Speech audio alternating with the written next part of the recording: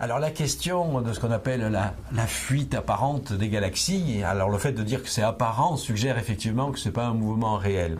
Ça a été un grand sujet de débat lorsque l'astronome américain Edwin Hubble et ses collaborateurs ont commencé à mesurer un phénomène qui s'appelle donc le décalage spectral vers le rouge, c'est-à-dire on prend le spectre d'une galaxie lointaine, on s'aperçoit qu'il est décalé vers la rouge, c'est-à-dire vers les basses fréquences, et c'est ce qu'on appelle en fait l'effet Doppler. Tout le monde connaît cet effet pour les ondes sonores, une source sonore qui s'éloigne nous paraît plus grave.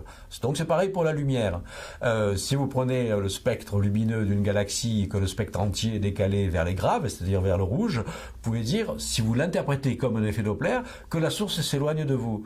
Oui, mais alors, quand on commence à découvrir que toutes les galaxies s'éloignent, sont décalées vers le rouge, et avec des vitesses d'autant plus grandes qu'elles sont plus éloignées, là ça commence à poser problème, parce que vous avez des vitesses, alors Hubble au début mesurait des vitesses de 500 km par seconde, ok, 1000 km par seconde, d'accord, puis les observations vont plus loin, 10 000 km par seconde, 30 000, 50 000, 200 000 km par seconde, comment des objets aussi gigantesques que des galaxies pourraient avoir réellement ces mouvements propres?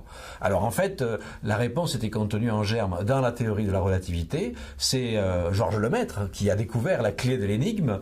Il a dit, mais non, ce ne sont pas les galaxies qui bougent réellement, c'est l'espace qui est en expansion. C'est l'espace qui contient, c'est le contenant qui se dilate et qui donne l'illusion que les galaxies s'éloignent de nous.